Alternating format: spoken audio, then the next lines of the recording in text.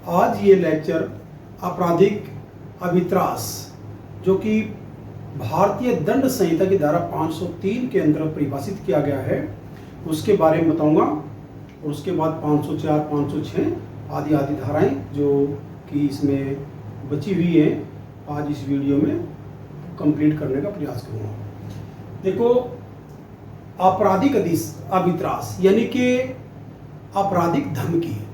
अगर कोई व्यक्ति किसी अन्य व्यक्ति को शरीर, ख्याति या संपत्ति को या किसी अन्य व्यक्ति की शरीर और ख्याति को जो कि ऐसे व्यक्ति से हितबद्ध हो क्षति की धमकी देता है और उसको भयभीत करता है, और भयभीत करने पर वह ये कार्य कराता है कि जो वह व्यक्ति विधि द्वारा कोई कार्य करने के लिए आबद्ध है उसका लोप कराना, या कोई ऐसा कार्य जिसको करने के लिए वैध रूप से आबद्ध नहीं है उस कार्य को कराना। यानी कि यहाँ पर अभियुक्त द्वारा दूसरे व्यक्ति को धमकी दी जाती है, क्षति की धमकी, चाहे शरीर की हो, चाहे ख्याति की हो, चाहे संपत्ति की हो, या उसके से संबंधित किसी अन्य व्यक्ति को शरीर और ख्याति की क्षति का भय दिखाया जाता है या उसको धमकी दी जाती है, जिससे कि वह व्यक्ति भयभीत हो जाता है और वह ऐसा कार्य करता है जिसे कार्य करने के लिए वैध रूप से आबद्ध नहीं है, यानी कि बाध्य नहीं है, उसको कराना, या ऐसा कार्य जो कि वह वैध रूप से करने के लिए बाध्य है उससे जो है लोप कराना। यानी कार्य और लोप भयभीत करके उससे कराने के लिए कहा जाता है अभियुक्त द्वारा, तो वह आपराधिक धमकी कही जाती है। जैसे कि एक व्यक्ति दूसरे व्यक्ति यानी कि अभियुक्त के विरुद्ध अगर कोई सिविल वाद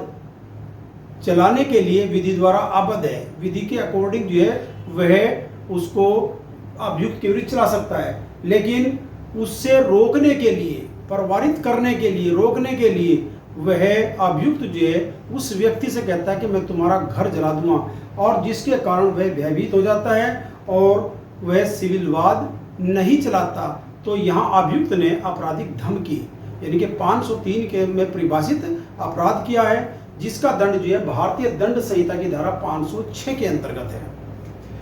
और एक केस है रमेश चंद अरोड़ा का केस, जो कि 1960 में सुप्रीम कोर्ट ने डिसाइड किया था।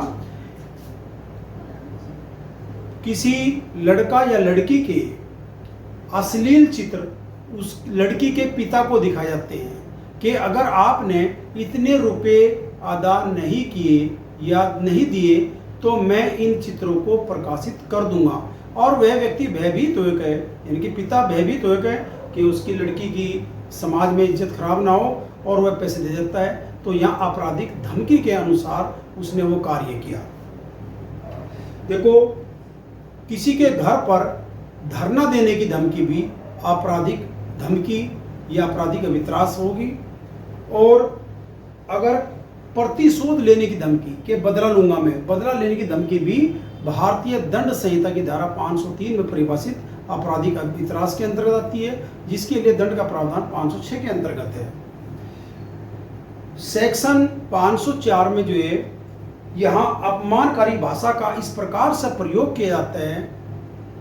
कि वह जो उससे शांति भंग हो जाती है, यानी कि अभियुक्त ने अपमानकारी भाषा का प्रयोग किया, यानी गाली गलौज दी, और जिससे जो है लोक शांति भंग हो जाती है, तो अभियुक्त जो है सेक्शन 504 के अंतर्गत यहाँ पर दोषी माना जाएगा।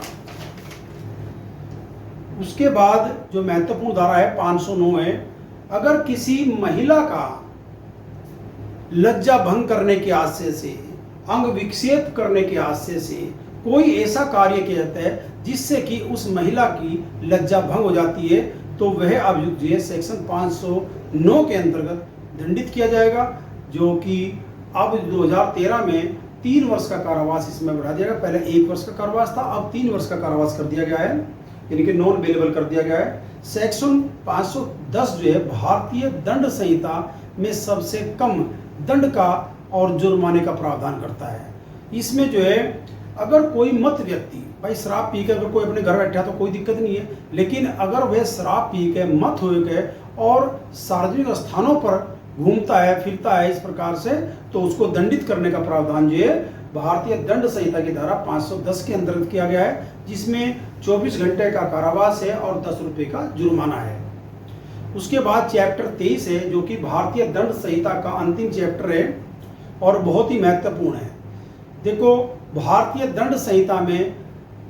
विभिन्न धाराओं में प्रयत्न के यानी कि अपराध के प्रयत्न को दंडनीय बनाया गया है, लेकिन अगर किसी धारा में आपराधिक प्रयत्न को दंडनीय नहीं बनाया गया है तो अभियुक्त को भारतीय दंड संहिता की धारा 511 के अंदर दंडित किया जाता है।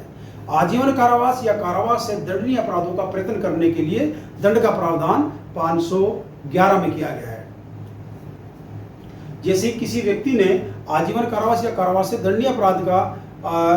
प्रयत्न किया और वह प्रयत्न किया और उसके अंतर्गत जो अभियुक्त को उस दंड का आधा दंड दिया जाएगा। आजीवन कारावास का आधा दंड कितना होगा, ये मैं अपनी पहली वीडियो में सेक्शन 57 के अंतर्गत बता चुका हूँ। 57 में ये बताया गया है कि आधा कितना होगा। देखो, उदाहरण के तौर पर एक संदूक तोड़कर खोलता है और उसमें से आभूषण चुराने का प्रयत्न करता है, लेकिन जब वह संदूक तोड़कर खोलता है तो उसको वह पाता है कि संदूक में कोई आभूषण नहीं है, तो यहाँ पर सेक्शन 511 के अंदर उन्हें चोरी का अपराध किया है। इसी प्रकार से यह कि जेब में हाथ डालकर चोरी करने का प्रयत्न करता है, लेकिन यहाँ पर जेब खाली है, तो ये केवल आपराधिक प्रयत्न माना जाएगा। प्रयत्न यानी कि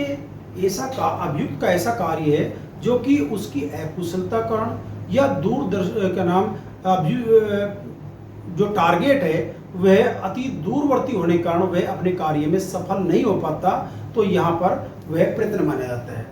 यानी कि अभियुक्त ने अपनी सभी पूर्ण प्रयोजन के लिए यानी कि अपराध के पूर्ण कंप्लीट करने के लिए सब कुछ काम किए, लेकिन उसकी दूरदर्शिता के कारण या किसी अवरोध के कारण वह अपने कार्य में को संपन्न नहीं कर पाया, तो वह आपराधिक प्रयत्न है। देखिए कि एक व्यक्ति यहाँ पर किसी गर्भवती स्त्री को यह जानते हुए कि वह गर्भवती है और उससे जो है गर्भपात कारित करने के आशय से कोई दवाई खिलाता है, लेकिन वह महिला जो है गर्भवती नहीं थी, तो यहाँ अभियुक्त ने जो आपराधिक प्रयत्न किया है। इसी प्रकार से अभियुक्त एक बी को मार डालने के आशय से आर्सेनिक समझकर चीनी खिलाता है और वहां पर चीनी जो है असरकारक साबित होती है, क्योंकि चीनी से तो कोई व्यक्ति मर ही नहीं सकता, तो यहाँ पर जो है अभियुक्त प्रयत्न का दोषी नहीं होगा, क्योंकि उसके आकांक्षित परिणाम जो है चीनी से नहीं मिल सकते, क्योंकि उसको मारने का आशय था और वहाँ आर्सेनिक समझ रहा लेकिन थी वो चीनी, तो यहाँ पर जो है अभियुक्त आपराधिक प्रयत्न का दोषी नहीं होगा। एक दूसरे व्यक्ति को मारने के आशय से ये सोचकर कि बी जो है उस गाड़ी में बैठा हुआ है, वास्तव में बी उस गाड़ी में नहीं बैठा था और उस पर जो है गोली चलाता है और वहां पर जो है किसी की मृत्यु कारित नहीं होती, तो यहाँ अभियुक्त ने आपराधिक प्रयत्न किया है। इसी प्रकार से